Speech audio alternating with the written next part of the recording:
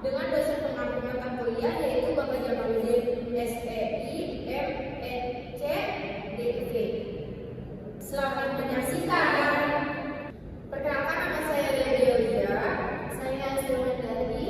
Saya Iki Abdullah. Yang pertama itu ada perdagangan internasional.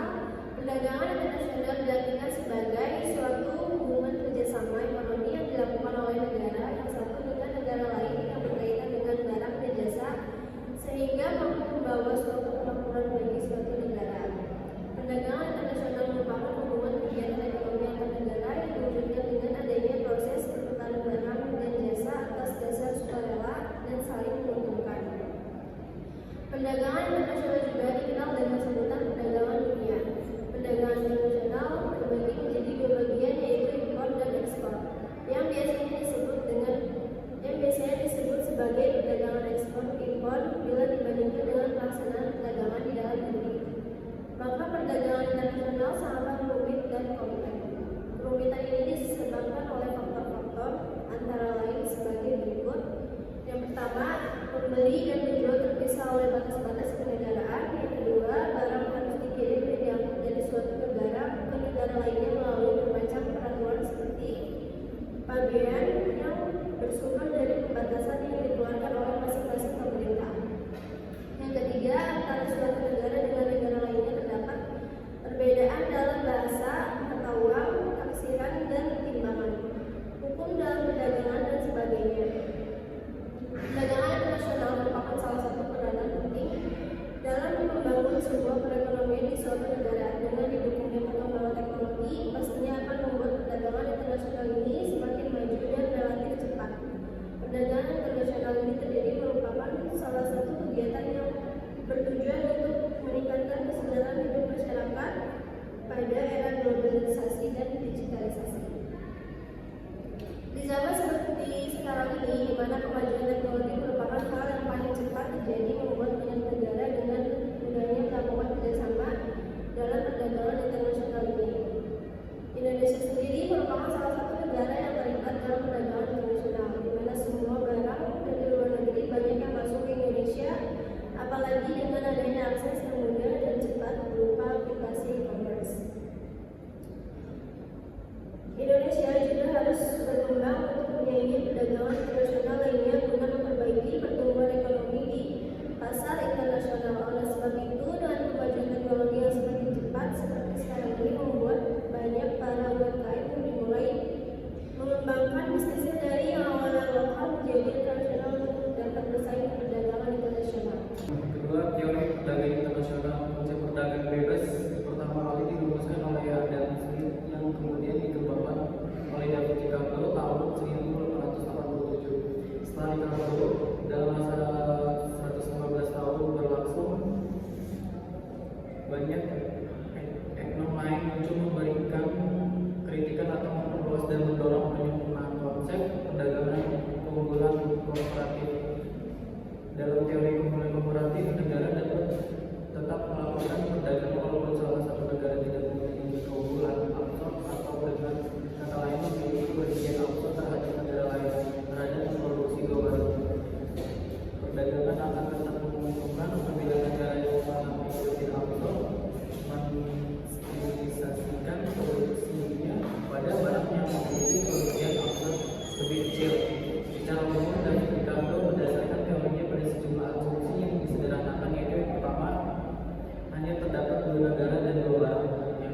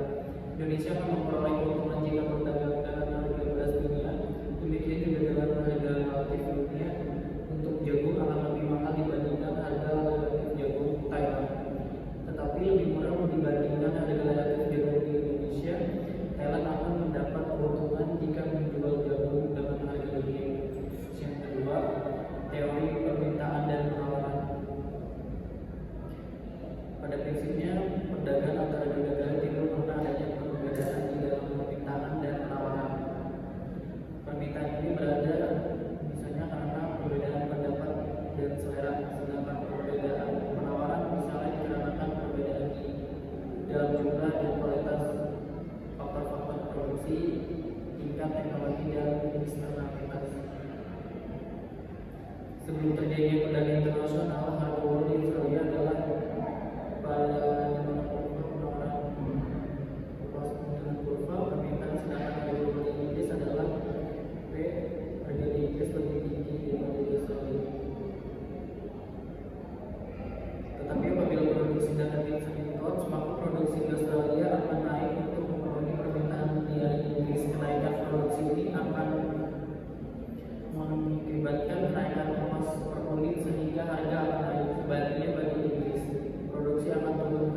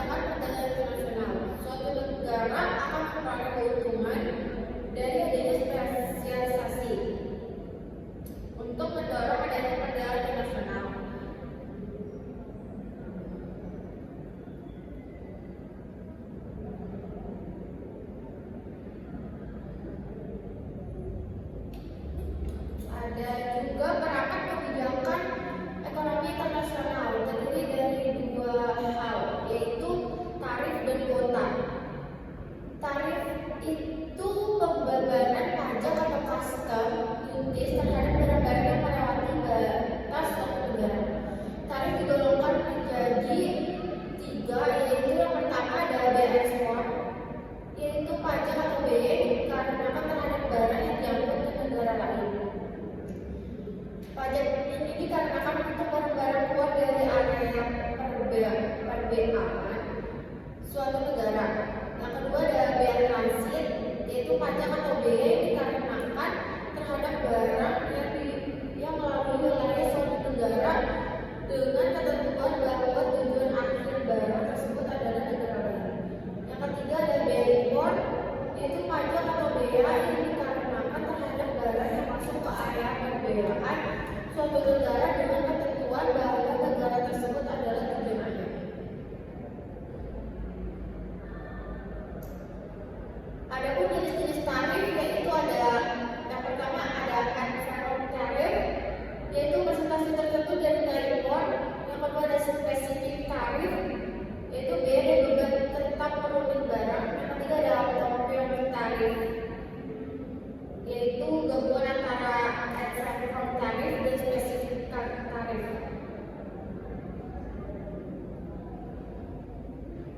Yang kedua dari perangkat kebijakan ekonomi internasional, yaitu ada kuota. Kuota adalah pembatasan beban fisik terhadap barang yang masuk dan keluar. Kuota dibagi menjadi tiga. Yang pertama ada kuota impor, yaitu pembatasan langsung atas kuantitas atau jumlah barang impor yang dapat berdampak pada surplus neraca perdagangan akibat penurunan impor. Yang kedua ada kuota ekspor, yaitu pembatasan langsung atas kuantitas jumlah barang ekspor dengan tujuan yaitu mencegah barang berada di tengah musuh. Yang ketiga ada subsidi ekspor, yaitu bantuan pemerintah kepada perusahaan dan produsen untuk kepentingan ekspor guna mempermudah harga ekspor dalam menghadapi persaingan. Yang akan menjawab pertanyaan dari teman-teman kami. Perkenalkan, nama saya Dara. Saya ingin bertanya, apa itu tarif dan bagaimana pengaruhnya dalam perdagangan internasional? Yang pertama, pertanyaan dari Dara, apa itu tarif dan bagaimana pengaruh dalam perdagangan internasional? Tarif adalah pajak yang dikenakan pada barang impor. Tarif dapat membuat barang impor menjadi lebih mahal sehingga konsumen mungkin lebih memilih barang domestik. Tarif bertujuan untuk melindungi industri dalam negeri dari persaingan luar negeri. Halo Alif Virgania, saya ingin bertanya, apa dampak globalisasi terhadap perdagangan internasional? Selanjutnya, pertanyaan kedua dari Khalia, apa dampak globalisasi terhadap perdagangan internasional? Jawabannya, globalisasi meningkatkan koneksi antara negara sehingga mempermudah perdagangan internasional. Hal ini menyebabkan peningkatan volume perdagangan, integrasi ekonomi, pertumbuhan pasar global, dan mempercepat transfer teknologi dan budaya. Nama saya Karina, saya ingin bertanya, apa saja tantangan yang dihadapi dalam perdagangan internasional? Saya akan menjawab pertanyaan dari Karina. Apa saja tantangan yang dihadapi dalam perdagangan internasional? Perbedaan peraturan dan standar. Setiap negara memiliki peraturan yang berbeda terkait kualitas, keamanan, dan lainnya. Kedua, hambatan tarif dan non tarif. Kebijakan tarif, kuota, dan persyaratan lainnya dapat menghambat perdagangan. Yang ketiga, fluktuasi kurs mata uang. Perubahan nilai mata uang dapat mempengaruhi gaya ekspor dan impor. Sekian dari podcast kami, kurang lebihnya mohon maaf. Assalamualaikum warahmatullahi wabarakatuh. No keys, push to start.